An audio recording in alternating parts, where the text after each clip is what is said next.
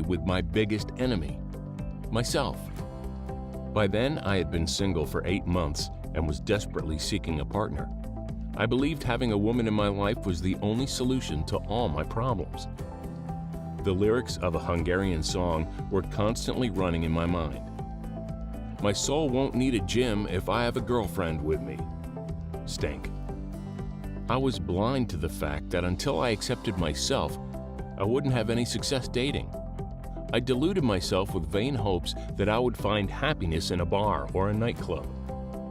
I contacted a friend of mine who is a psychologist, and I asked for her advice. Here is our uncut correspondence. In the past few weeks or months, I've been feeling blue, and it can have many reasons. It started more or less when I broke up with my ex. Before that, while in my relationship, I was constantly exhausted because I was overly focused on my work. Since then, I've been living alone. That can cause my state. And my father is just around the corner to get a divorce after 20 years of marriage.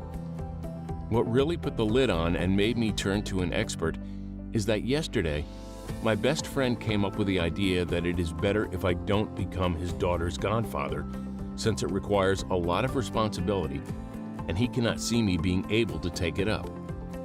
It utterly made me realize that I would like to overcome my bad habits. Her answer is as follows. Based on what you wrote, I would say that your state is caused by exogenous reasons and not by you having serious problems. If you go to a psychologist, it can help you a lot though. The question is what you need. By that, I mean you have two directions. One of them is to learn certain techniques that help you cope with stress, failure, and stop other nervous symptoms. These kinds of therapies don't dig too deep and don't focus on the question, why? Past, but on how you could do it in a different way, present. Other therapies, on the other hand, deal with the reason for your feelings or of the fact that you constantly attract women who are not the right ones for you. The last requires a lot of patience, time, and the ability to see reason. Otherwise, it can be harmful. I can't tell you which way works better for you, but your future psychologist should know what to suggest after spending a couple of hours with you in therapy. In fact, choosing, advising, the right person is difficult as well because I might like someone's style, but that might not suit you. In case you have a specific issue, e.g. addiction, eating disorders, anxiety, it is easier to recommend you someone. By the way, you could come around sometimes, well, not for therapy, but for a pint of beer and for a friendly chat. The truth at that time is that I didn't have enough self-esteem to contact a professional either. I couldn't open up to a stranger because I couldn't even be honest with myself. Eating could bring me solace. After a big feast, I felt that everything was all right and that it was just the world around me that was wrong. One night, when I was looking for a movie to watch on another evening that I would be spending alone, I started to ask myself the big questions. Where was I going? What was the point of living this way? Days, weeks, months were flying by. And for what reason? I am living a life of endless repetition, the kind of life that would bring me no solace when I recall it as an old man sitting on my veranda looking back at my younger years. You know what I mean, don't you? Recognizing your dissatisfaction is the first step on the staircase of life. At the top of this staircase is a more splendid, more gorgeous, more confident, more vital you, a you who can accomplish everything his heart desires. Prologue. Let me tell you about the good old days. I had an average childhood. My parents got divorced when I was 8 years old, though they did their best to protect me from all the negative effects it might have had on me. I got a lot of love and respect from my mom, whereas my dad showed me his love through buying me stuff and giving me cash. My sister proved to me so many times that the sisterly love is one of the strongest in the world. I was a spoilt child whose biggest problem was what to ask for next week: a G.I. Joe, a T-Rex, or a Teenage Mutant Ninja Turtle. I was good at school. I went to math and spelling competitions, and I was the best pupil in the class. I was surrounded by teachers and classmates who respected me. Therefore, I felt I was born to be successful. during high school and university times, I got kick after kick in the face. I went to 3 different colleges, one after another, and screwed up at each. I was a far cry from what I used to be like. The source of money that I thought to be unfailing became tighter and tighter. Suddenly, without any money, I had to give up studying. Because of the financial circumstances, I went looking for a job without any real qualifications. I only had knowledge of one area, and that was the world of software. I became a software tester. What is more, the main episodes of my private life felt like a screenplay to the century's biggest tragicomedy. All in all, my previous values collapsed like a house of cards. I didn't have money, I failed at school, and I didn't have any luck with women either. I'm going to describe a typical scene from my life from a couple of years ago so you can understand what I mean. I will close my eyes and try to remember every little detail. It's Monday morning. The summer has just arrived. I can hear the monotonous noise of cars coming through my window. Every now and then, my left eardrum gets a louder stroke when a bus passes by. I'm sitting at the edge of my bed and getting ready to leave for work. I'm holding my 2-year-old dingy belt in my left hand and the time-worn scissors in my right one.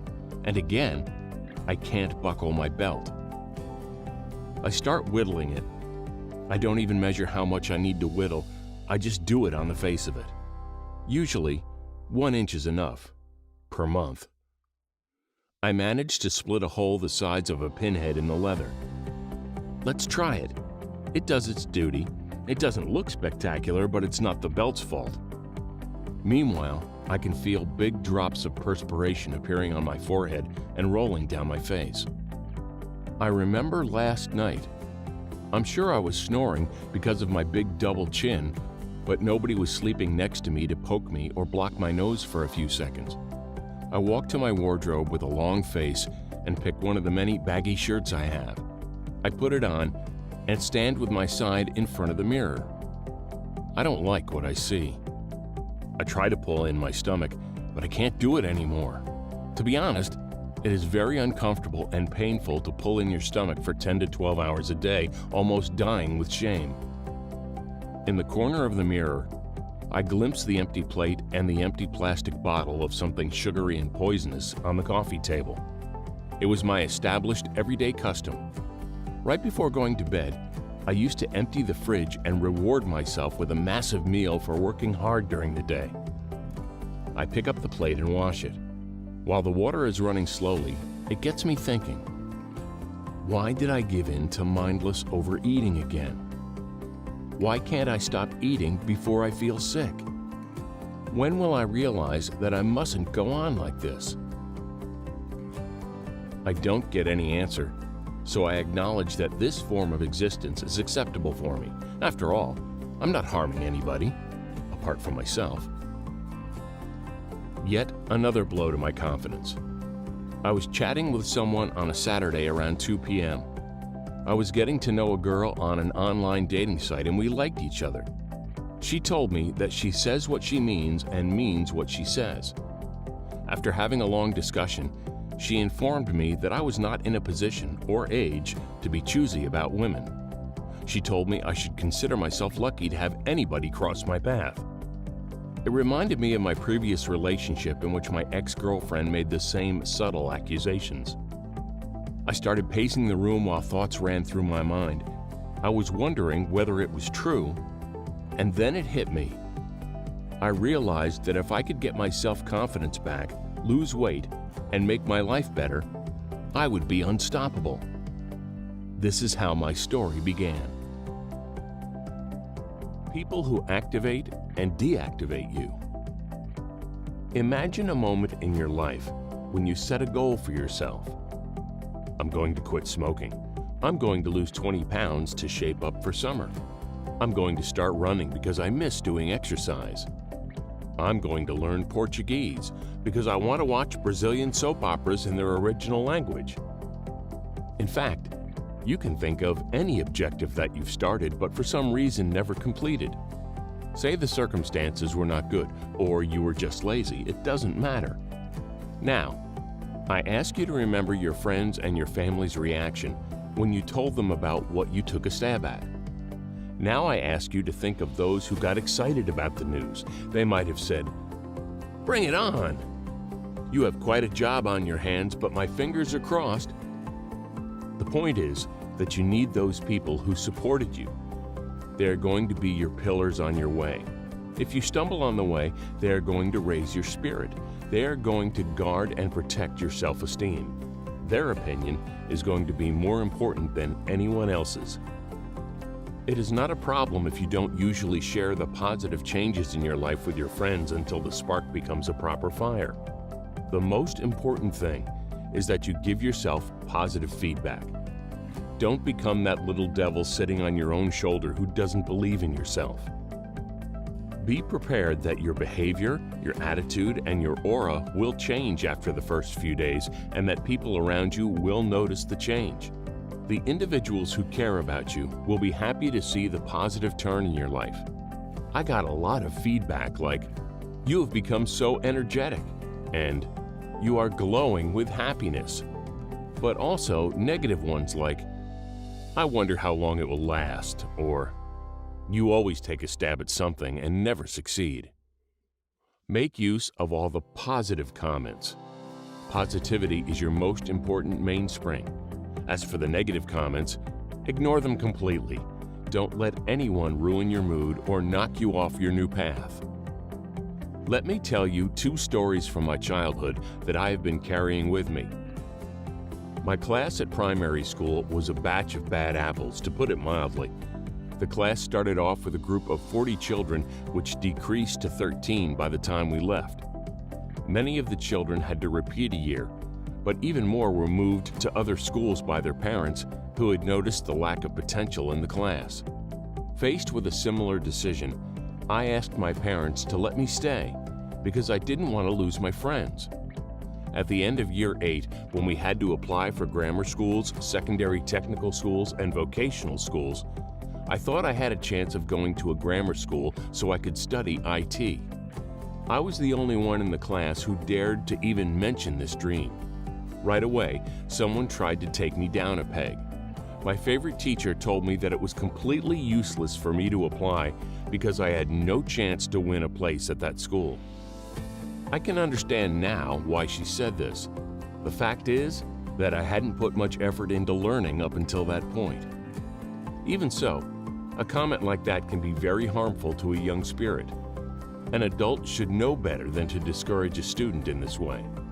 Luckily, I rose above the lack of enthusiasm from the people around me, and after getting 100% on the IT test, I was guaranteed a place at my school of choice.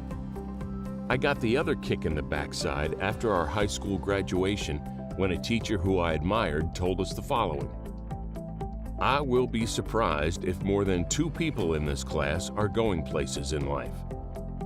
Then he looked at those 2, nodded to them and said, "I wonder how many of you will be able to have anything to show for it at the 10-year reunion." I just sat there, feeling like I'd been knocked off my perch. Even many years later, I felt heartbroken whenever I remembered that moment. Subsequently, my teacher's words inspired me, though I doubt that's what he intended to achieve. Make sure you understand the obvious fact that if you get negative criticism, it is just a weapon of someone who is weak and unable to reach their own goals. The people who love you are with you. Use their positivity to work on the rough diamond that you are now. It is vital that you repeat all the positive feedback you've received. I would even recommend jotting them down. By rereading these positive comments later, you can relive the joy, the energy, and the impulse you felt. They will feed you on your way. Anytime you feel insecure or feel it might be easier to sink back into your old, secure, and detached shelter where you felt yourself at home, although you had low self-esteem, stop for a moment and remember those words your loved ones told you or the feeling you had when you were on cloud 9. That feeling is worth striving for, and it is worth fighting to live the rest of your life knowing that you rose to your potential. This is you. And because you are willing to change, since you are listening to this book, you will change. It depends on you, and because you are strong, a lot stronger than those who don't even think about changing their lives, you will succeed. At this marathon, you are wearing number 1 on your back, and you are going to break the tape. Positive and negative examples. Self-reliance and self-confidence are two very important things that we should pay more attention to in our lives, and at the same time, we must endeavor to find the golden mean and not to believe that we are better than anyone or anything else. Before I dwell upon what to do to make the flickering you become a roaring flame, let's make a couple of definitions clear. Self-reliance means that I can depend on myself, my knowledge, and my abilities. Self-confidence means that not only do I depend on myself, but I have no doubts about myself either. I know that I can and will reach the goal that I set for myself. Run a query in your database called Brain and choose 3 types of people from it. The one who has low self-esteem and is always in the background. The arrogant person who thinks he or she is smarter than everyone else and provokes revulsion in you. The one with the right self-reliance who is confident and dashing. Now, connect a real person to these 3 types of people. You can choose these people from your acquaintances or from celebrities. It won't be difficult to find the right candidates for the 2nd and the 3rd categories. Write these names down in case you can't remember them, and off you go in front of the mirror. Let's play a game. Let's call it mirror peeping. Close your eyes and imagine the person with low self-esteem, who might be the most similar to you at the moment, and imagine how he or she behaves. See through their eyes, hear through their ears, and sense the world the way they would sense it. Now, open your eyes and tell the mirror the following monologue. I would like to ask you something. It would be very nice if we could find out how I can get more money for the work I do because, money doesn't grow on trees and I think I deserve a pay raise. Now, after you have said these words with a clumsy tone, feel how insecure you have been. Now close your eyes again and put yourself in the position of the arrogant person who is full of him or herself. See through their eyes, hear through their ears, and sense the world the way they would sense it. Now, open your eyes and tell the mirror the following monologue. Listen to me. As you can see, my work is better, and I can do a lot more than my colleagues in the same amount of time. It's obvious that I am better than them, and I expect you to compensate that as fast as you can. Feel the disgust at this person that you have provoked. Now, close your eyes and put yourself in the shoes of the person who is self-confident, endearing, and has a positive aura. Keep your eyes closed and square your shoulders. Try to open your shoulders as wide as you can. Let a smile flicker around your lips and let your eyes glow. Now, open your eyes and tell the mirror the following monologue. Let's have a frank discussion. You cannot complain about my work. It is precise and of high standard, but it is not in line with my salary. What are your thoughts on this? Can you feel the difference? You must learn how to transmit self-confidence in every sentence you speak. It's not as difficult as it sounds. All you need is practice. Don't forget, you will become what you think, what you say, and what kind of people you surround yourself with.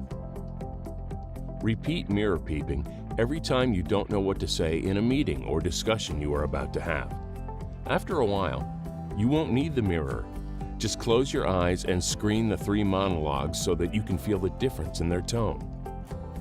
Now that you have played all 3 characters, I guess we can say that you would like to belong to the 3rd group. As a thought experiment, think of your past few years and count with your fingers how many times you were not satisfied with the role you played on the stage of the play called Life. Try not to think, I have a terrible job, I am in debt, my relationship is wrecked. But rather, think of the times you felt that you wanted to change because you didn't feel comfortable in your own skin. May I answer this question too? I could never be bothered. Do you know why? Because I had never felt that the problem was with me. I would always find someone or something else to blame. This is how we all work. It is always easier to blame others than reflecting on ourselves and sizing up what we could have done in a different way to make things better. Self-awareness, I-awareness. Ask yourself a question and give a short answer to it. Why have I bought this book? Now take a deep breath, pause the recording, and think it through thoroughly. You don't need to rush. If your answer is like this one, I would like to boost my self-esteem, then continue listening to this book. If you bought it just to support me in the writing of my next self-help book, then I really appreciate it, but I didn't write it because of that. I wrote it to help you find your lost self-confidence. Now that the seed has been planted and the first shoot of your will is visible, let's wring out more. Let's continue this exercise by asking another question. In which areas of my life do I lack confidence? You might choose work, private life, or your everyday life. It can be any area that you don't feel confident in. Don't be ashamed if you feel that way in all areas of your life. I used to feel that way also. Let's have a look at the areas one by one. Work. I consider myself a career-oriented person, but nowadays I tend to realize that career is not necessarily important. I have often worked overtime and very hard to do the best for my company.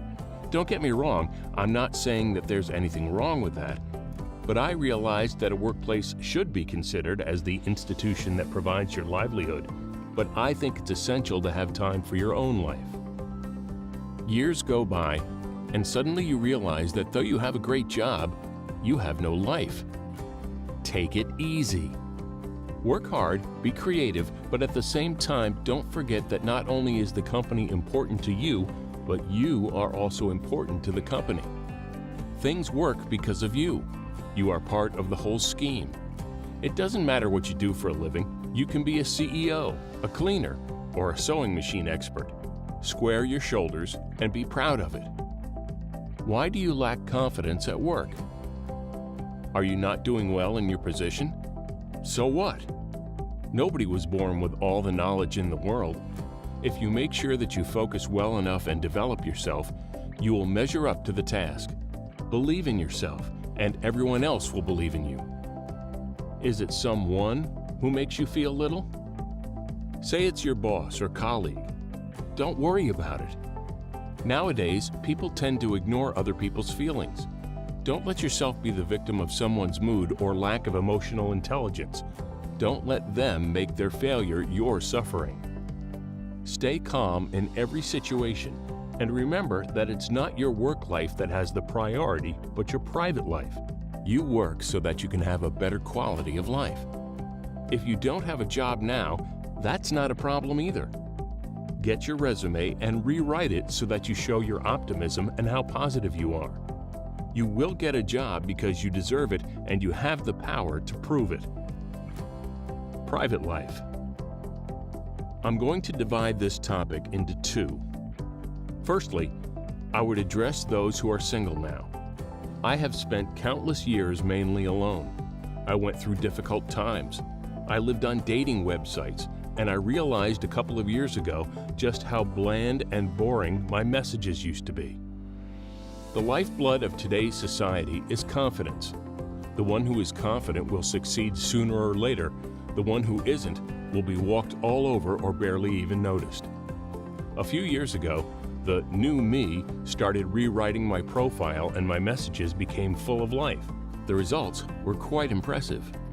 Per my previous statistics, 1 or 2 people responded out of 100, and they were usually rejections. The new statistics were closer to a 50% response rate, which is not bad at all, especially considering how many things could go wrong. For example, she has already found someone else, deletes my message without even reading it, or just simply makes the biggest mistake of her life. Believe in yourself. Do you know the saying that women fall in love with your eyes? Well, in fact, they don't really fall in love with your eyes, but with the confidence they see in them. They don't fall in love with men who make others feel pity for them, who are afraid, insecure, or feel awkward in the company of a woman. They fall in love with those who are strong, believe in themselves, and can communicate with ease and have a smile flickering on their face in any situation. Can you smile in any situation? Let's go back to the mirror. Let's play the Just Do It exercise. Since YouTube is one of the biggest achievements of our present day, let's take advantage of it and replay Shia LaBeouf's Just Do It motivational speech. It is an energetic, pulsing, yet cool work of art. During the 1-minute exercise, repeat what I just said. Feel how your batteries are charging up. Square your shoulders and stand as if 300 people were standing and clapping around you. Everyone is celebrating you. Listen and repeat. Do it. Just do it. Don't let your dreams be dreams. Yesterday, you said tomorrow, so just do it. Make your dreams come true. Just do it. Some people dream of success, while you're going to wake up and work hard at it. Nothing is impossible. You should get to the point where anyone else would quit, and you're not going to stop there. No. What are you waiting for? Do it.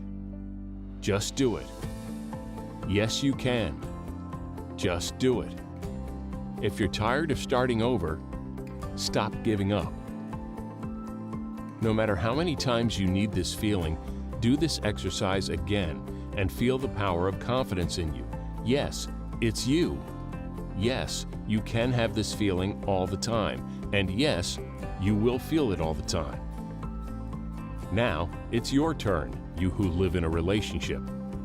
One of the biggest problems nowadays is that many people stick with their partner because they think they wouldn't find anyone better and are afraid of change and being alone. There's one thing these people don't take into consideration.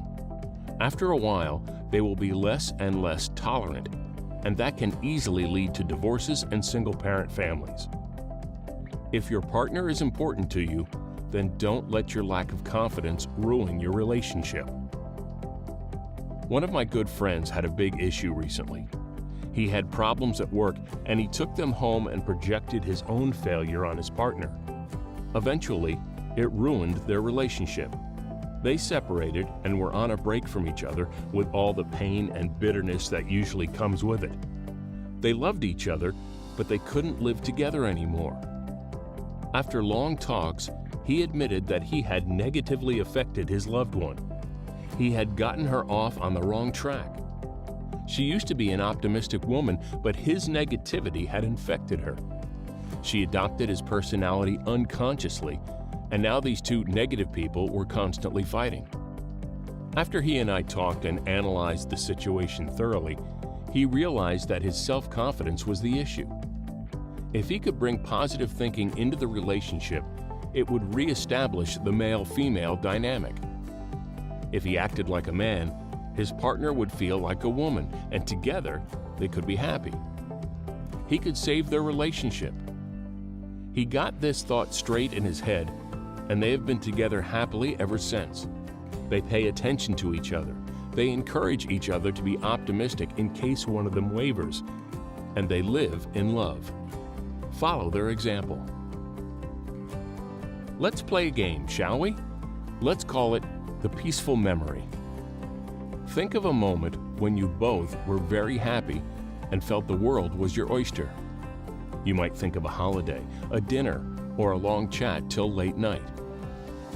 Close your eyes and try to relive that moment.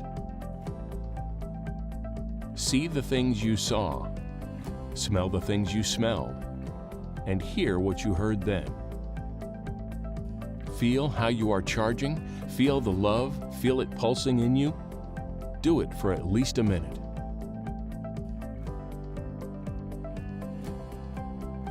Now, grab your left earlobe with your left hand and connect this memory with this movement.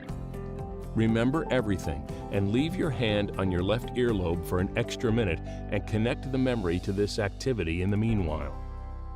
The next time you have an argument with your partner about something trivial, grab your left earlobe with your left hand and find that idyllic picture that you have connected to that movement. If they don't understand what you are doing, just ask them to give you a little time and then you can continue the argument. Trust me, you will be thankful. Everyday life. I used to lower my eyes whenever I was walking in the street, traveling on public transport, or just buying some rolls at the closest convenience store. On one hand, I wanted to stay invisible. On the other hand, I wasn't open to the world. I was busy with my own silly problems, and I just blocked out the world around me. It was because I didn't find my way and I wasn't happy in my everyday life. I was just waiting for the days to go on, and I was just going with the flow. Then I have developed a game to entertain myself. I just call it Face Parade. The point is that whenever I go somewhere, I count how many people I can see on my way who are markedly in a good mood. I don't want to spoil it for you, but you will be surprised when you try this game. Some of us might just suffer from morning or evening fatigue, but in most cases, feeling blue, insecure, and low-spirited are written on people's faces. That's one of the reasons why I decided to write this book. An average person spends about 25,000 days on the planet called Earth. Let all your days be special and eventful. Love yourself and appreciate that you can be one of the many who can live through this miracle called life. Let's hit the road. Let's talk about what you're going to do tomorrow. You know what? Let's talk about those coming days when you and self-reliance and self-confidence are still in the process of forming an organic whole. Let me be your advisor during these days and/or weeks. Let's aim higher than ever before. After waking up, don't get out of bed straight away. It will be difficult to stop your unconscious mind from starting the engine that is responsible for your daily routine. As you lie in bed, try to remember that time so long ago when you were learning which leg is your left and which one is your right, when you weren't familiar with your new home and had to think about where you kept your clothes, when you had no idea what a radio or a toothbrush was. Nowadays, you don't need to think about them. They are part of a sequence of constantly repeating actions. Imagine your own daily routine when you read the following sequence of actions. Open your eyes, put your feet on the ground, put on your slippers, drag yourself into the kitchen, make your coffee, switch on the radio, and listen to a worn-out morning show while taking your clothes out of your wardrobe. You don't take much time to choose your clothes. It is automatic. Your unconscious mind knows what to do. You drink your coffee, brush your teeth, spend some time in the bathroom, get dressed, and off you go to work. If you're lucky, you have some time to read the news. Say no to all of them. Let's change your morning routine a bit. Let's call it the I love myself exercise. So, don't get out of bed straight away after you have woken up. Before you sit up, say the following words.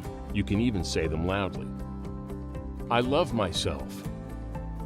It is a very important part of your self-development. You can't expect anyone to love you or enjoy your company if you don't love yourself and don't feel good in your own skin. After getting out of bed and continuing with your morning duties, make sure that every time you pass a mirror, you look into it, smile, and nod, even if you don't feel like it. How about a list of your favorite songs in the background? I suggest you create a selection of motivating songs. These are songs which either hold positive memories for you or that simply have a good effect on you and make you happy. Listen to one or two of these songs each morning and then, once you have left for work, remember the songs and let them bring a smile to your face. If there's no other way, force yourself to do it. Feels good, doesn't it?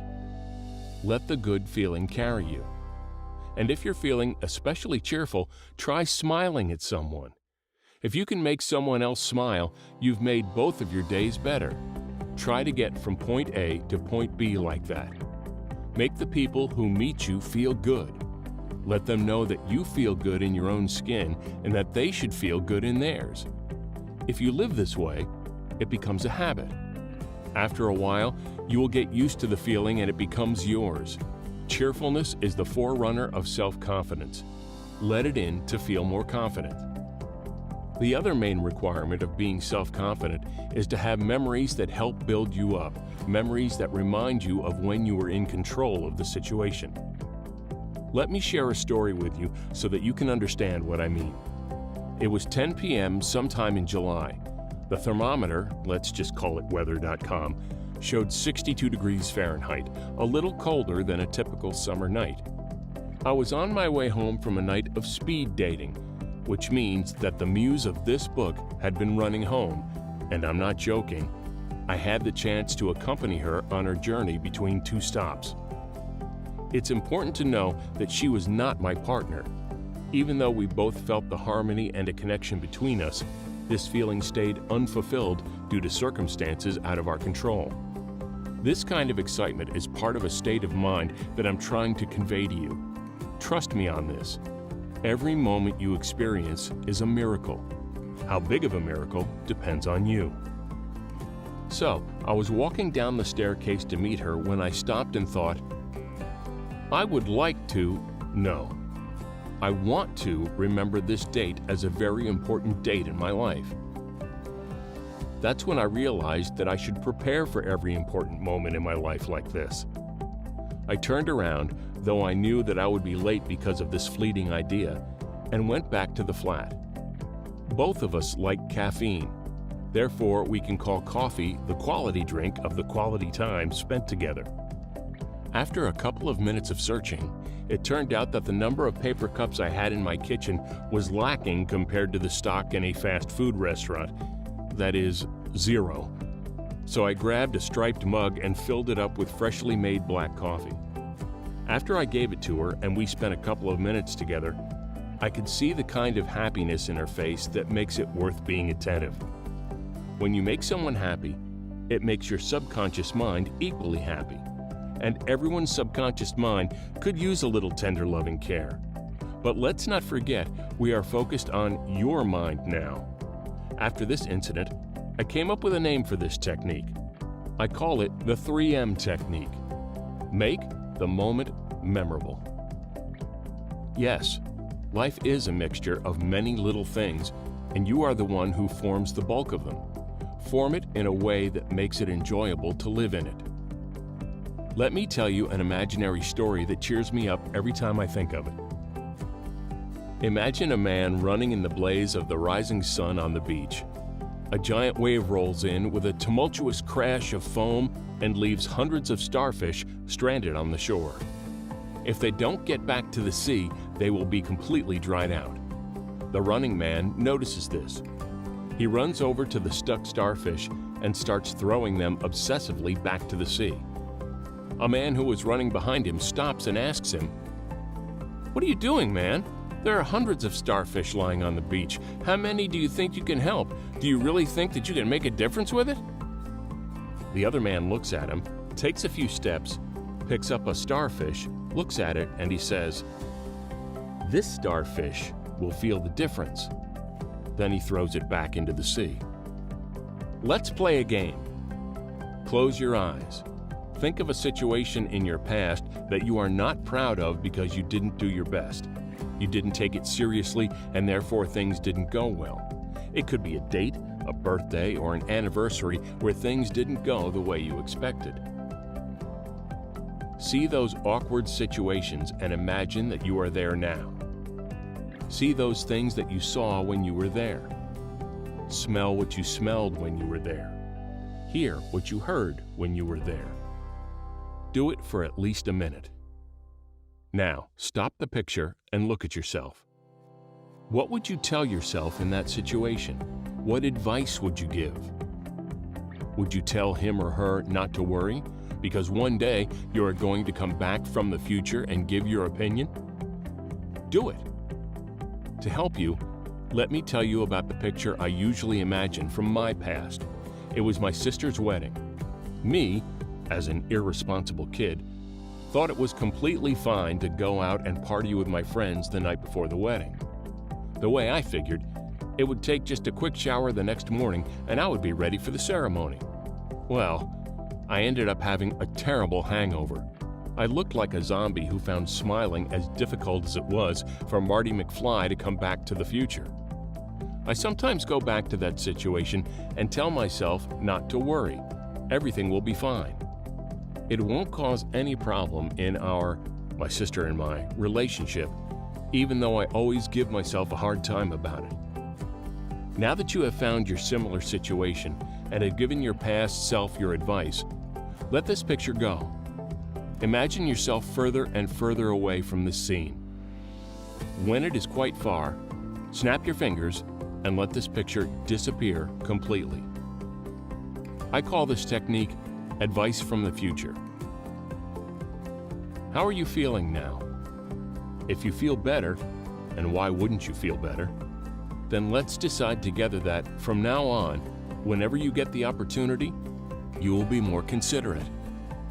As you sow, so shall you reap. I don't know how much you know about the law of attraction. I used to be a very down-to-earth guy, but nowadays I'm more and more interested in spiritual things. The Secret from Rhonda Byrne fell into my hands a couple of years ago. Although there are parts of the book where I had to deliberately set aside my down-to-earth self and my narrow-minded view of the world, for the most part, I accepted its core message. I do believe that you attract what you think of. I hope you understand now why I stress the importance of being more considerate. Believe me, being attentive with others will pay you back. I don't mean to be attentive for a selfish reason, but why not kill two birds with one stone when it doesn't require anything from you to be a bit attentive every day? Goals and their importance. In this chapter, through some short but inspiring stories and anecdotes, I would like to show you just how important our goals are. I will then provide you with the SMART, or SMART Goals technique, which will keep you focused and motivated in achieving your goals. Why are goals important? Imagine that you are sitting in the street on a hot sunny day with a magnifying glass in your hand. You are holding a sheet of paper in your other hand and are about to burn it on a point. I guess I don't need to tell you which way is more effective, constantly moving the magnifying glass or concentrating on one point without moving either the magnifying glass or the paper. This is the power of concentration. It's important to have our goals in sight and not to forget about them. Now imagine a young man. He is traveling and has just got to a junction where an old man is sitting in a rocking chair. There is a straw in the old man's mouth and a hat on his head. The young man approaches him and asks the following question. "Which way do these roads go?" "Which way are you going?" asked the old man while looking at the young man from under his hat and moving the straw to the other side of his mouth. "I have no idea. I'm just traveling for fun." "Then why do you care which way they go? Choose any of them. For you, it doesn't matter."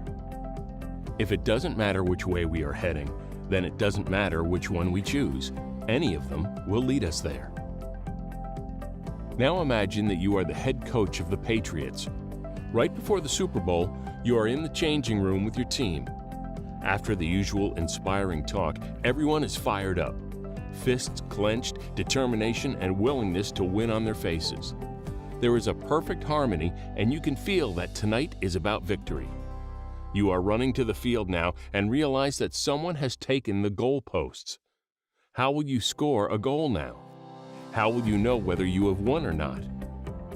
Being excited without goals is like a rapidly spreading wildfire.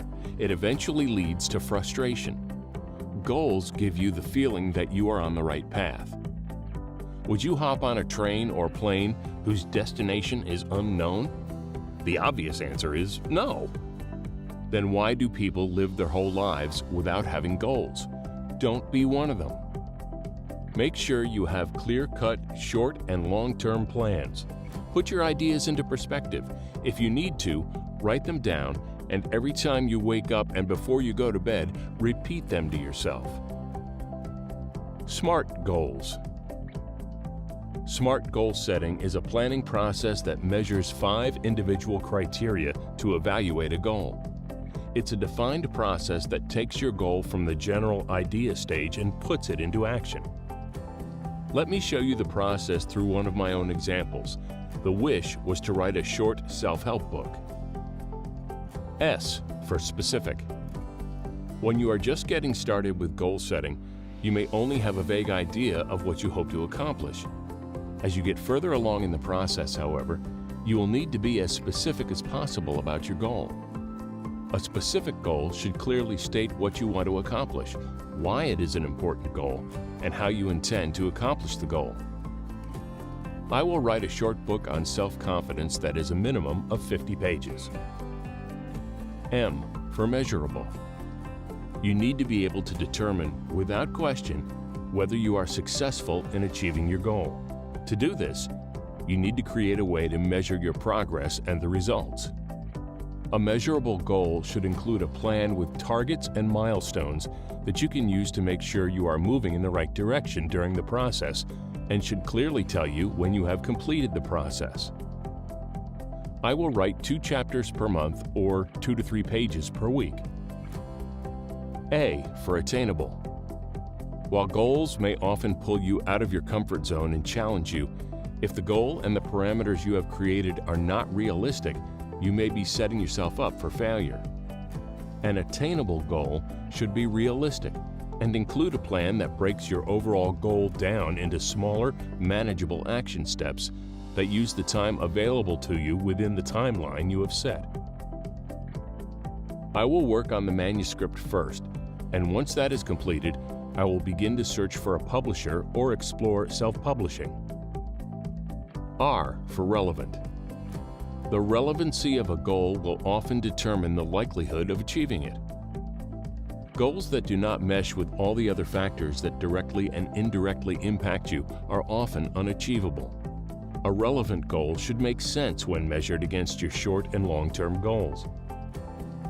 Writing a book on self-confidence will help me to achieve the first milestone as a self-help book writer. T for time-based. Goals cannot be open-ended. Every goal should have a deadline. The timeline may vary by weeks, months, or years depending on your goal, but a defined timeline is vital for you to commit to the goal. Having a deadline can also create an urgency that will motivate you. To determine if your goal is time-based, it should include a defined deadline as well as a specific timeline for each step of the process. My manuscript will be completed and ready to be published in 6 months. The complete SMART goal. To achieve the first milestone as a self-help book writer, I will write a 50-page book on self-confidence by writing 2 chapters per month, 2 to 3 pages per week. The book will be completed in 6 months, and then I will search for a publisher or explore self-publishing. By following this plan, it took exactly 6 months to finish the book. Otherwise, the half-baked manuscript would probably end up dying alone in one of my folders on the C drive. So remember to be SMART, smart, when setting your goals. Pointless goals. There were 2 houses next to a dusty highway. A farmer with his dog lived in one of them, and their everyday life was based on sitting on the veranda and watching the cars pass by. Every now and then, the dog started yawning and suddenly decided to chase a car. One day, the neighbor dropped by and asked the farmer, "Do you think your dog will ever catch a car?" "I don't care about that. What I do care about is, what will happen if he does catch one?" answered the farmer. A lot of people live their lives just like this dog. They're chasing pointless, frivolous goals without ever noticing it. Don't forget about the following: concentration, determination, specific and realistic goals, and a strong will, firm as rock. May they all be with you all the time. Family bonds. An important part of a recovery process is to investigate, to find and understand the answer to a lot of questions beginning with why. That is why I decided to let my father be part of the investigation and asked him to help me understand why I had lost my self-esteem. I asked him to interview me since he has experience interviewing people and has published books based on his interviews. It was a bright summer day, the day of the interview, and the naked truth. In the morning, after I opened my eyes, I realized that I had woken up 5 minutes before my alarm was supposed to go off. I had a mixed feeling of excitement and fear. I wasn't sure whether it was still a good idea to talk to my father about things that we had never talked about before. I was afraid of it and of myself, too. I picked up my phone from my bedside table and was about to switch off the alarm before it started squealing loudly when I glimpsed the sign of one new message on my phone. I opened the message. It was from my muse, the woman who I met while speed dating. The message was something I wasn't ready for. George, I had a great time with you, but I'm not ready to have a new relationship yet. I need to sort out my things, so please don't call or text me anymore. You know what my first reaction was? Although I was deeply in love with her, I thought I needed that interview more than ever. I could not allow myself to be scattered or reserved. I could only look forward, and the only possible way to do so was to let my inner demons go and to get to know myself with the help of my father. I pulled myself together and hopped on a bus. The journey took very long, especially because my music player only had the songs that she and I had listened to together. If someone had observed me just then, they would have seen me hissing and changing tracks every 5 seconds. It wasn't the most inspiring picture. After I arrived at my dad's place, I lay down on the couch without asking anything. Dad could see that I was flustered, so he started making some coffee without asking anything. Holding a tape recorder in his hand, he sat down on an armchair next to the couch, and by spinning his glasses in his hands, he started the conversation. Do you ever talk to your friends about what relationship they have with their fathers? Rarely. Rarely? Why? For many people, it is a very sensitive subject. It is so intimate that you can't just talk about it during an everyday chat. So, what happens is that a child is born, and the mother and father are busy with how much food the baby has eaten, what the neighbors said about him, how Granny picked him up, and they call each other every hour so that they can capture every moment. Then there is the graduation, causing a lot of stress for the family. After that, the parents have almost no clue what's going on with their child until their grandchild is born. Based on your age, I guess you can't really tell me why it's like that. Do you have any idea? I have some ideas, but I would like to give you the chance to answer this question. The child and their parents don't talk that much after a certain age, though I'm sure you had a lot more going on in your life after graduation than before that. Have you missed chatting with me? Yes, I have. Then why didn't you call me? Why didn't we talk? At that moment, that good old mocha pot started giving a high-pitched noise, signaling that the coffee was ready. We walked into the kitchen and made our coffees the way we both like, with a little bit of milk and no sugar. We went back and sat down where we had been sitting. Our coffees were steaming on the coffee table, and he asked me the same question again. Why didn't you call me if you missed talking with me? Why didn't we talk? The teenager pride and the illusion of independence eventually turned into a routine so that I could solve my own problems alone or with the help of friends, and I didn't need parental advice. Do you think it's the same in every child-parent relationship? I think mostly it is, but I dare to say that our relationship is much better than the average. You know about my everyday life. Do you know what's wrong with what you are saying? You think that I know about your things. I know very little. I know where you work. I know who you are because I can sense you. We go and talk to our friends.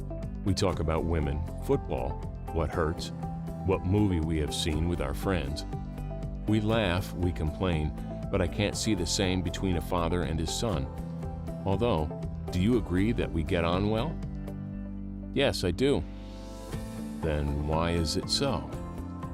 I think we live very much in the present, and we share our current things with people who we get in touch with daily.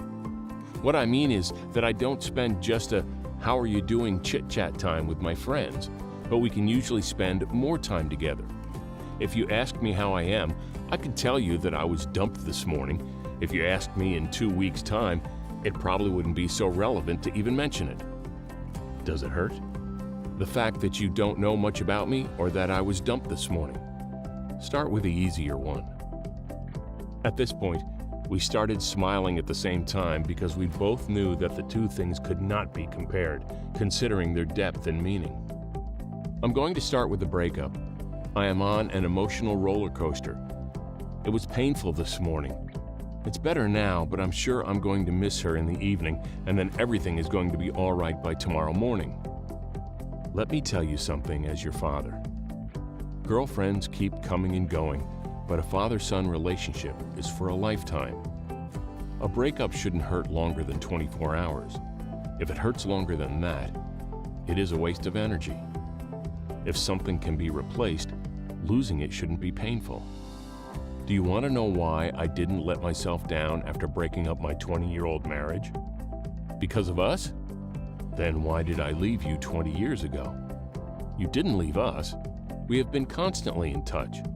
You didn't wriggle out of your fatherly duties. In fact, you managed to prove that it is not necessarily a split family if the father lives separately. You were 8 years old when your mom and I got divorced. I decided that I wasn't going to watch a single cartoon until you turned 18. I wasn't going to touch any books for children, and I was not going to look after any children. I used to talk to you in my imagination through the night. I went through hell. I think I must share the mistakes I have made with you. I have noticed that generation after generation made the same mistakes. They just don't learn from their parents' examples. It is because they don't talk honestly about their problems. There is an example that happened in front of my eyes. There was a man who had a son. The man used to say that he had a headache at the most inappropriate times, during lunchtime, at the interval of a football match, during shopping or walking. His son grew up constantly complaining about headaches as well, although it turned out later that it was psychosomatic. Not hearing anything else, it was ingrained into his mind. He learned it just the way he learned to walk and speak. So, you were saying you had very low self-esteem? How did you get there? I considered my failures bigger than my success in every area of my life. While disappointments poisoned my thoughts, success made a little smile flicker around my lips, and then I quickly forgot about it. I should have sensed that you were going through a bad patch. It's my fault too that you didn't sense it. I didn't put you in the picture. For some reason, I chose to become a family member whose duty it was to listen to everyone and to solve their inner conflicts. I didn't want the family to know about my personal problems. You didn't like yourself at the time, did you? You were dissatisfied with yourself, weren't you? I didn't like myself. Why not? Let's start with my appearance. I always found something to disapprove of in myself. My big double chin, those big bags under my eyes, my trousers being too tight. I could continue this all day long. I was discontented all the time. On the other hand, I constantly felt that I couldn't function well in a relationship. I felt that if I had hooked up with someone, I wouldn't find my way. Before even getting there with someone, I was already thinking about what I would screw up. This is my responsibility. An 8-year-old boy went through all this because of his dad, and it even had an impact on his youth. You can't say that it's your responsibility. If we just make things look better to ourselves, we just hush them up. I want to emphasize that a child is a lot bigger responsibility than someone's private life. Do you realize what consequences this has? 10, 15, 20 years go by, and a clever, intelligent young man is about to have a budding relationship without self-esteem and without being able to square his shoulders. Son, there is no divorce without the parents and their children getting hurt. 19 years have gone by, and the wound hasn't healed. In fact, it has been contaminated. How can we solve it? Do you believe that your soul and your body are synchronized and that your soul's language is illness? Yes, completely. I know that you suffer from high blood pressure, especially under stress. What was the last stressful situation in your life?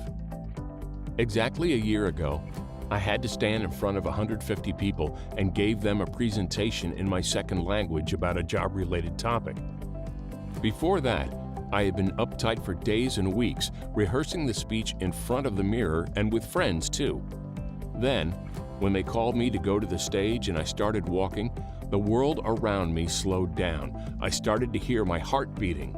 I began to sweat, and each of my steps felt like a hammer hitting my eardrums. It was a terrible feeling. I did the presentation, but I was feeling very uncomfortable and I couldn't wait to finish and get off the stage. Let's play a game. Imagine that you are there again. They are calling you, but not just you. They are calling me as well. I start the speech. I'm here because I am proud of my son. I am standing on this stage so that you can see that I am his father. Son, do the presentation. Please don't applaud me. Here, we had a break. I am not ashamed to confess that I burst into tears. A feeling deep inside me was freed, a feeling that I didn't know had been suppressed. It was such a relief. Let me tell you about the latest stressful adventure I had. After my leg surgery, I was told that I might need to spend the rest of my life in a wheelchair. I was astonished and shocked by this news. I was staring into space for minutes. 10 minutes later, you came to the hospital and I forgot what I had been told. I wondered, if you were in a similar situation one day, what you would need to do. Half a year later, I was jogging on Margaret Island in Budapest. Do you believe in self-healing? Yes, this is what my book is about. I believe that there is a moment in someone's life when they say, I want to change, and they can change, even alone. A person's soul can be healed. Self-healing kickstarts a process, but the family should join it.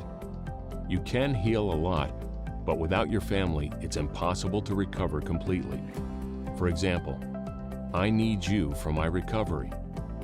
I think what we are talking about now is too specific. There might be a lot of people who don't have the opportunity to involve their family in their healing. A lot of families are not open to help each other on this level. One of the cornerstones in the way to heal ourselves is to clear our minds. We must be honest and say what bothers us, what hurts us, even if our family doesn't support us in it. If someone gets to this point, they should look at what they have been doing wrong, and their family must help them. It's a must. Let's have a look at the following example. There is a boy, and his father is an alcoholic. How will he ask his father to talk to him? Do you know why he became an alcoholic? No. Neither do they, because they never talk about it. They don't sit down to talk when he is sober. They don't start healing each other. They don't have to talk about what we are talking about now. They must do what we are doing, help each other and themselves. If none of them are open, it doesn't work. You should knock on this door until it opens. It is a bond forever. It's impossible to tear it apart. Suppose one of them dies. People can talk to their family members without being physically in the same space at the same time. I'm still talking with my mother, who passed on 40 years ago. Let's move on. Do you believe that if you write down the things you want to achieve on a piece of paper and keep it close by all the time, it will help? Yes, it is a very important part of my technique. What does your paper say? It doesn't say that I want to be the CEO of Google. It has healthy goals on it, a life without mortgage in X years' time.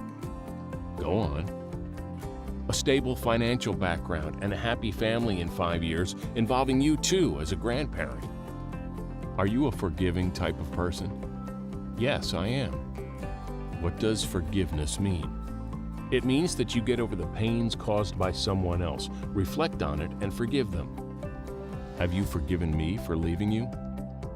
You didn't leave us, but yes, I have no resentment. Do you want to know what forgiveness means to me?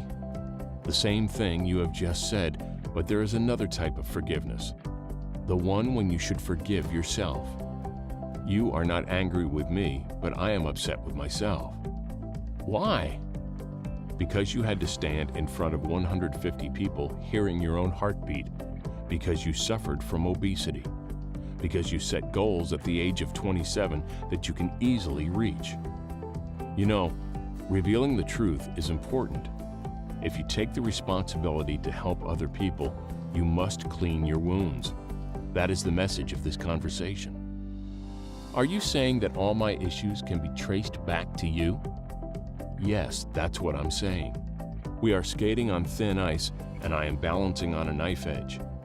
If you haven't thought about it, well, here comes the real part of forgiveness. You either get better, or your wound gets even worse. But you must take this risk. Everyone should take the risk. What would you write on your paper? Let all your obstacles come down. When you were 8, you could open my fridge anytime you wanted. Now I want you to open it anytime you want. If you need my shoes, take them. If you need my phone, take it. If you want to live here, live here. You have a house because I have a house. You will find your other half because you are lovable. Your life will be so stable that nobody will want to leave you. You will have children because they will come when everything works out fine. You will have everything you want. Before talking to my dad, I hadn't realized that my relationship with my dad could have played a role in my low self-esteem. All I felt sometimes was a gap in our father-son relationship. Every time I shaved, I remembered that I had to learn to shave by myself. There was nobody who would have stood behind me to say, "Don't push the blade so hard, my son, because you will just cut yourself." We didn't have the chance to talk about my teenage romances or bullying at school. A mother obviously can't take the father's role. The other day, I saw my dad making paper boats for his grandchildren, and this experience made me feel as if I was 4 years old again. I felt very touched. It was the kind of feeling that you feel when something amazing happens to you. I regained my energy. During the interview, I talked about another technique called List of Wishes. From time to time, I write down all the things I want to achieve and put this little piece of paper into a little box on the shelf where I can see it occasionally. Whenever that list comes to mind, I open the box and go through the list. If something is obsolete, I cross that one out. If there is something I wish for that isn't on the list, I just add it as a new one. It's interesting to see how my wishes change month by month, year by year. Keep your ear to the ground. Since I decided to write this book, I have been analyzing the way people communicate and behave in a conversation. A lot of people suffer from inhibitions. They are afraid of themselves and of saying something displeasing. Their voice quivers, they bite their nails, just like I used to do, and constantly scan others' facial expressions. If they see raised eyebrows or lips about to sigh, they turn the volume down and swallow what they are about to say. It's because they are not confident in themselves. They don't believe that their words are important or even interesting to others. Another interesting phenomenon is that many people are scared to ask questions about certain topics because they think if it's not the right question, others will find them stupid. They would rather hide their incompetence by nodding automatically. I didn't mean to offend anyone. Well, yes, myself. I used to nod automatically while listening to stories in countless different topics I had no clue about. I tended to think that I was the best listener in the whole country. They could talk about the implementation of watering systems, how to spot the difference between certain programming languages, or the mating habits of Herman's tortoise, Testudo hermanni. I would automatically nod like a well-trained parrot. I could say that I did it because I was not interested in these topics, but it wouldn't be true. On one hand, every topic can be interesting if we find the part that catches our imagination. On the other hand, it is good manners to respect the storyteller by listening and comprehending their story, especially when we are talking to a good friend, since they are talking about something that they find interesting. We don't ask our listeners whether we bore them. If we do ask, we are hoping that the answer will be something like, "No, not at all," or "Are you kidding by asking this stupid question?" Not to mention the fact that by listening to their stories, we are broadening our knowledge, becoming more competent in more areas, which leads us to be a more interesting partner in conversations. There is a common example when you meet a friend whom you haven't seen for ages, like an old schoolmate. I remember bumping into someone from high school, and all we could ask was, "How are you? Where do you work? And what do you know about the others?" Then, after a few very long seconds, we said goodbye and rushed to continue our journey in a different direction. I don't consider myself introverted or reserved, but I couldn't really deal well with these situations. Though I always had something to be proud of, there were always a lot of good things happening to me, and, to be honest, who the hell cares about what happened to Jane Doe from the elementary school? So don't ask me about her. I am more interesting, ask about me rather. Well, this is not how I deal with these situations anymore. I do care about people. In my imagination, it is like everyone is holding a huge whiteboard above their head, saying the following in bold and in red letters, just like I used to be. "I would like you to listen to me. I care about your opinion." I call it the invisible whiteboard. With this approach, a lot of things have changed. People see me differently. They want to know my opinion. I can see in their eyes that they are enjoying talking to me, and I am more open to talk to them too. I have made my intellect more appealing. Back to my example. I met an old school friend the other day. Here is the situation. I am standing at the tram stop when I get a glimpse of him in the distance. We nod to each other, and he is about to continue his way when I take my earphones out of my ears. I have been listening to my favorite morning song that fills me with energy day by day. I guess everyone has their own morning song instead of while, before, after drinking a good cup of coffee to kickstart the day. If you don't have one, or if you haven't followed my instructions from the beginning of this book, find the one that you can play every day so that there are 3 to 4 minutes during the day that is about you recharging your battery. So, he gets the message and walks to me. Here comes the beginning of our conversation without editing it. "Hi." "Hi. How are you?" "I'm fine, thanks. And you?" "I'm very well. What do you know about the others?" "Hold on, wait a minute." The bells in my mind started ringing to stop me. I got excited and wanted to get to know him better, find out what his interests, his plans are, and what kind of person he really is. We ended up having a great conversation that finished too quickly since we were heading in different directions, but it was obvious that we both felt like carrying on. Therefore, it is worth changing your habits and automatic reactions. This was the point when I realized that I had to change the way I communicate. It is shocking how much we can act like machines. We tend to follow the same routines. I used to eat, drink, and dream the same things. I used to watch the same movies, TV shows, again and again.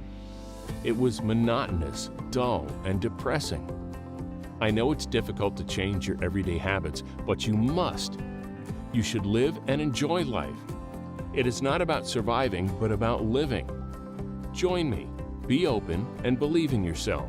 If you don't, you will just drift with the current, and life will pass by without you stopping for a moment to think about what's the purpose of your life. What is the purpose of why you were born, why your parents brought you up, and why the world formed around you so that you have your space in it? Gloomy days. I have mentioned it a few times that there will be downturns through your journey.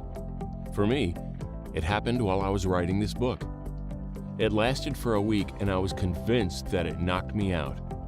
I couldn't write a single word. My inspiration disappeared. I was constantly thinking about the unexpected downturn. It felt as if a slap was coming from my work on the left, and at the same time, another bigger slap was coming from the right, from my personal life. I felt like these blows could knock me down, and then I wouldn't be able to help others, who need my guidance, to find the right track. I restrained myself and admitted that it's just as silly as those thoughts that I used to believe about myself that only pulled me down. My psychologist friend called my attention to the fact that drug addicts were noticed to have more chance to be abstinent even by their unsuccessful attempts to quit. Even though they relapsed from time to time, by trying to quit, they started off on a journey that eventually helped them reach their goal, which was giving up drugs. Change can't happen smoothly overnight. I know it's a cliche, but it's still so true. What doesn't kill you will make you stronger. I was turned down nastily by a prospective partner, and on the same day they tried to humiliate me at work. It was a bit of a setback on my journey, but now I know why it happened. All of your goals can't be achieved in a few months. This is a lasting, lifelong process. We should be aware all the time, and when doubt and insecurity raise their heads, we must grab the bull by the horns. I'm sure you have heard people talking many times about their best days when every traffic light turns green just as they are crossing the junctions. When they arrive at a place, everyone says hello to them first. Everything just works out fine. But when they have a bad day, nothing works out fine. This is when I listen to one of my favorite motivational songs. Let me tell you about my last tough week.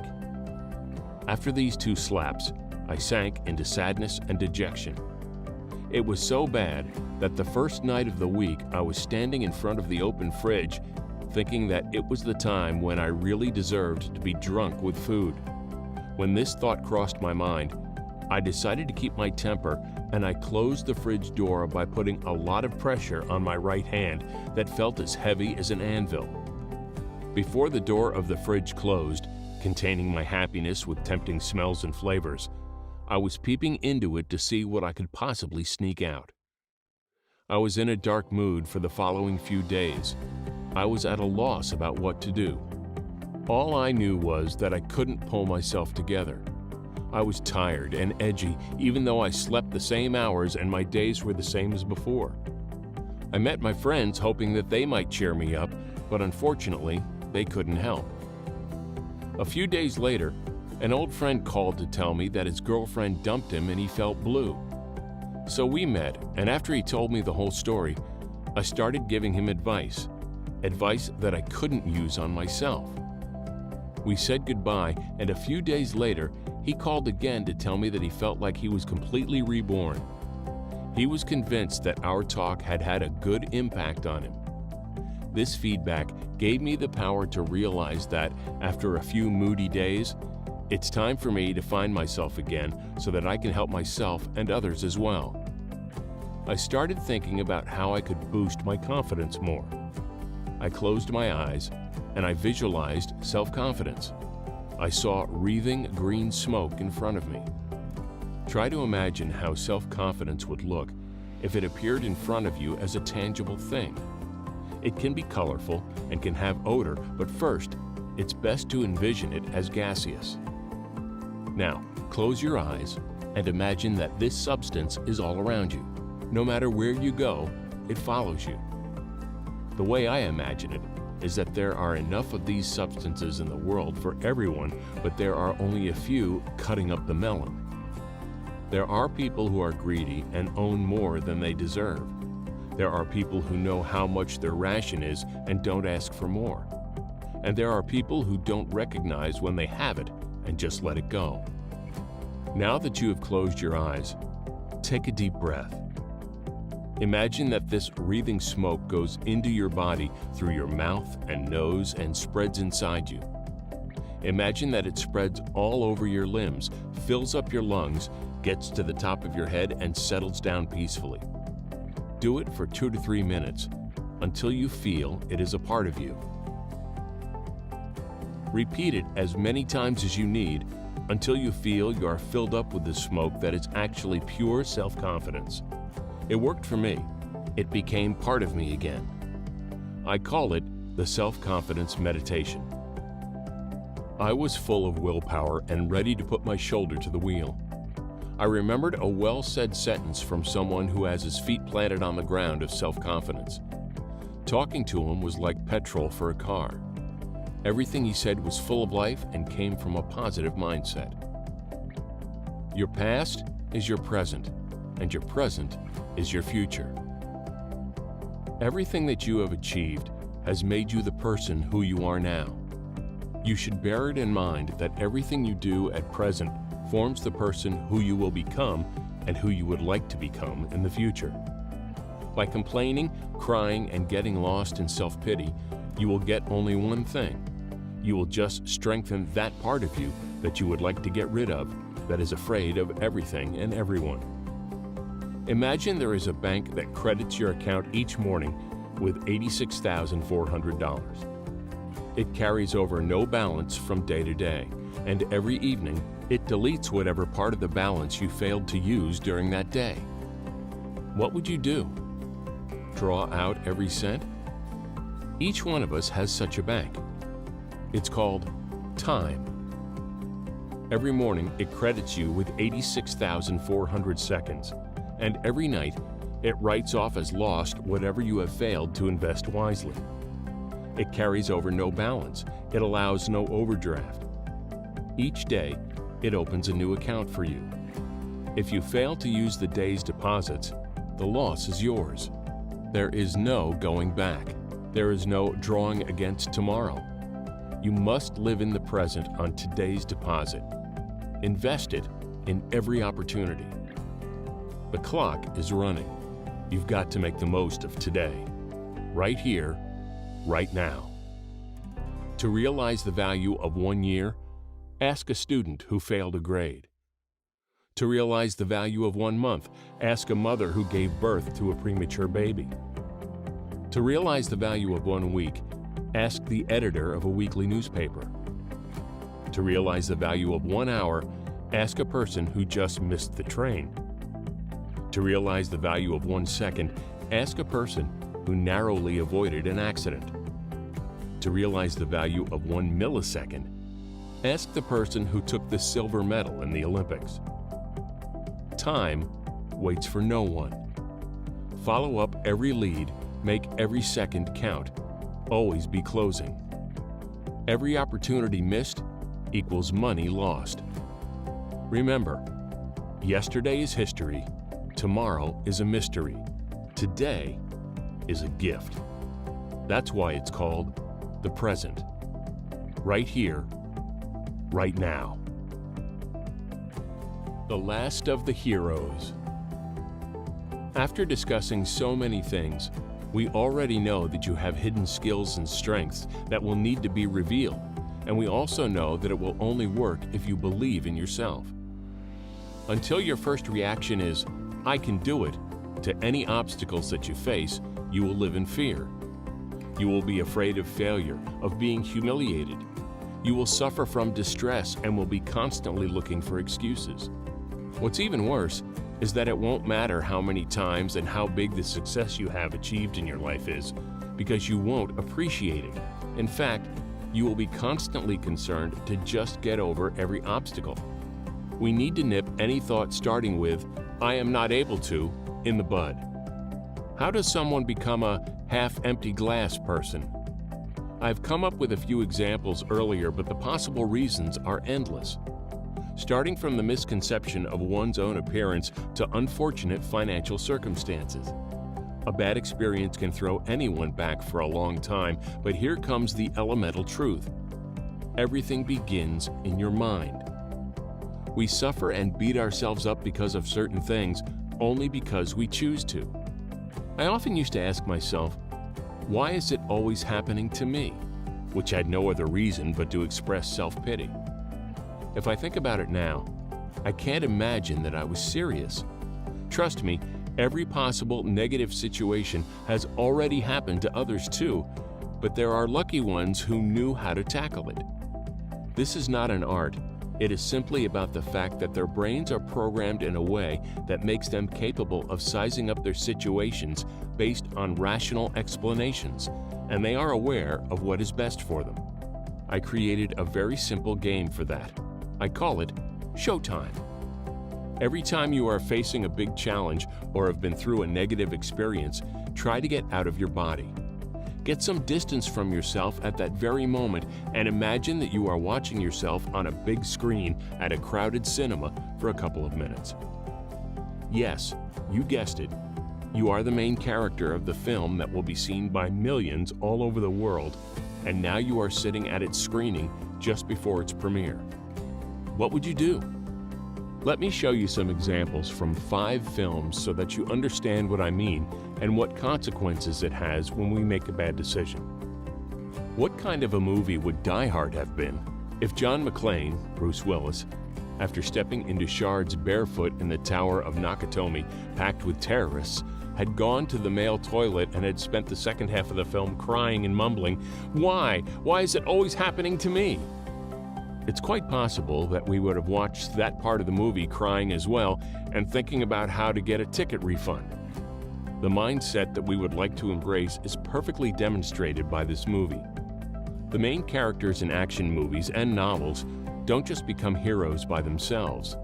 They get a ring, they are visited by a mysterious figure who tells them that their broom is going to be the fastest, or they are hit by a meteor that makes them want to save the world so badly that they immediately run to a sex shop for a latex costume to show there's a new sheriff in town.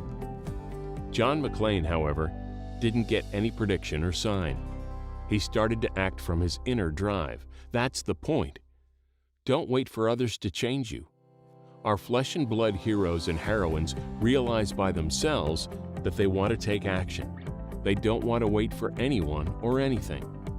Take action, change, create because you should live as if millions of people were watching every single step of yours. How would the audience have reacted to the movie The Shawshank Redemption if Andy Dufresne, Tim Robbins, after being bullied in the prison by the sisters, had hung himself, not being able to deal with humiliation and physical abuse? We could have watched the preparation of his funeral in the second half of the movie, and other prisoners could have declared that they had seen potential in him, but unfortunately, he was too weak. On the contrary, no matter how deeply he hit rock bottom and what big pains he had to endure, he believed in himself and that there would be better days in his life since hope springs eternal. I wonder whether Luke Skywalker, Mark Hamill, would have become such a cult figure if, in the first episode of Star Wars, after seeing his pilot mates dying, he had turned his back saying, "I don't wish to participate in this massacre. I would rather go back to fix droids." He believed in himself, he believed in the Force, and he knew that one can change the outcome of a battle. Neo, Keanu Reeves, in The Matrix, also had the courage of his convictions to take the red pill and see how deep the rabbit hole was, instead of taking the blue one to wake up peacefully the next day and continue living his meaningless life. We could have seen him pressing keys on his keyboard for several hours while a message would have occasionally popped up to say, "Follow the white rabbit," but he would have closed it thinking that it's just an annoying ad. Frodo Baggins, Elijah Wood, in The Lord of the Rings, could have given the ring to the local pawn shop of Hobbiton and could have spent the money he'd get for it on an organized adventure trip to Mordor, but instead, he undertook the risk that he could even die for a greater purpose. There are a lot of movies carrying similar values that will be worth following, but first that should be noticed. People nowadays tend to forget the importance of books, which has the beauty of describing characters so graphically, precisely, and thoroughly that you can live through them, embrace their feelings, therefore you can empathize with them. So much so that what you have read will have a long-term impact on you. This is not often the case with films. They try to squeeze everything into 2 hours so the audience can barely figure out the real features each character represents, since in every 5 minutes there is a bomb exploding, a car turning upside down, or a person jumping off the roof. That's why I would recommend you try to talk about the film if you have watched it with others. Summarize what could be learned from a bad or good decision in the movie. A chat like that will filter into your unconscious mind and make you a more confident person who can make decisions. You can always create a different ending to the films, just like I did with the previous ones. I know that the main reason why we watch films is entertainment, but since the media and public education don't seem to help us develop our minds, it's best if we try to do it by ourselves. I know these are hard words, but what we get from TV nowadays cannot be described as something of high value. It doesn't help you find and develop yourself. Groucho Marx, the American comedian, has a witty opinion about it. I find television very educating. Every time someone turns on the set, I go into the other room and read a book. Unfortunately, the same thing can be said about public education. I have been to only a few schools, but I believe that there are a lot of shortcomings in many of them. I can't understand why they don't have lessons that are about how to express ourselves, how to think, how to live our everyday lives, and how to increase our emotional intelligence. They don't teach you how to manage your finances or how to be a conscious customer. If they did, a lot less people would have money worries. I can't understand why it is not the way things work, although I can assume why, but I try not to create any conspiracy theory. The purpose of this book is not to criticize our society, though I still believe young people should be taught these things so they can establish themselves and overcome difficulties in life. To cut a long story short, self-development is extremely important to maintain a better life. Make the most of everything that has positive values, energy, and message. Humor has it. Humor is an important part of feeling good. Hippocrates described people who laughed a lot as moist. Nowadays, we know that he was right, since laughter triggers the release of different fluids and hormones in the body. One of its best results is that it increases the number of happy hormones. The release of happy hormones is very important in terms of your mood and lifestyle. They trigger the release of ozone in your blood that makes people experience a floating and intoxicating feeling. If these hormones appear in the body often enough, if not all the time, this happy, light, and floating state stimulates the body and the soul too. Happy people face their problems and challenges easier than others, are more likely to go out with friends or to meet new people, work more efficiently, and are healthier. I have collected a few motivating and witty quotes, jokes, and thoughts to help myself gain extra energy through smiling and laughing. Let me share them with you, hoping that you will use them whenever you need their help. I am overqualified to my current position, no matter what we are talking about. Daniel M. Here is a test to find whether your mission on Earth is finished. If you're alive, it isn't. Richard Bach.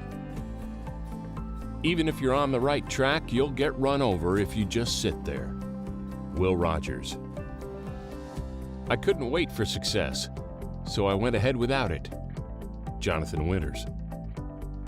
The only place where success comes before work is in a dictionary. Vidal Sassoon. You grow up the day you have the first real laugh at yourself. Ethel Barrymore. People's minds are like parachutes. They only function when they're open. Sir James Dewar. Do not underestimate your abilities. That is your boss's job. Unknown. All things are difficult before they are easy. Thomas Fuller. I always wanted to be somebody, but now I realize I should have been more specific. Lily Tomlin. If you don't know where you are going, you might wind up someplace else. Yogi Berra. Don't worry about the world coming to an end today. It is already tomorrow in Australia. Charles Schultz. Opportunity does not knock. It presents itself when you beat down the door. Kyle Chandler. Luck is what you have left over after you give 100%. Langston Coleman. It took me 15 years to discover I had no talent for writing, but I couldn't give it up because by then I was too famous. Robert Benchley. One list to rule them all. We are almost at the end of this audiobook, so let me list all the techniques we have gone through together. 1. Mirror peeping. 2. Just do it. 3. Peaceful memory. 4. Face parade. 5. I love myself. 6. Make the moment memorable. 7. Advice from the future. 8. As you sow, so shall you reap. 9. Smart goals. 10. List of wishes. 11. Invisible whiteboard. 12. Self-confidence meditation. 13. Showtime. 14. Humor. I have been using these techniques for several years now, and I know they have made me someone who is proud of himself and can cope with any challenges. Believe me, it's hard to start, but easy to master. Give yourself time to change your habits and implement these techniques into your everyday life. A New Man's Diary. First time in my life, I feel that all the areas of my life are going well. I wake up with a smile on my face, feeling happy, and this feeling lasts throughout the day. I've become a lot more energetic, and I am proud of successfully achieving some of my goals. I have learned a lot through writing this book and by going through my own self-development. Being honest has become the base of every relationship I have. It means that I accept myself the way I am, and I want to surround myself with people who can also accept the real me and not a mask hiding problems and a sad past. Today, I don't feel pity for myself anymore. Instead, I have decided to focus on my bad habits and develop my skills by practicing old and new techniques with the help of my partner. Yes, I ask for her help too. Today, there are no more taboos. I am honest in my relationship, saying what I really think, because I believe that there is no point having secrets when true soulmates find each other. I am glad you joined me on this journey, and I can only hope that it has had a positive impact on you and that you can benefit from some of the thoughts of this book. I don't know what tomorrow will bring, but I know that I am part of it, and there aren't many feelings like this. I'm looking forward to the next minute, hour, and day, and I know that there are wonderful things in life waiting for me to discover them. I have my compass, my torch, and my positive thinking with me, so I am ready to live a better life. The end of the audiobook, but the rest is yet to come.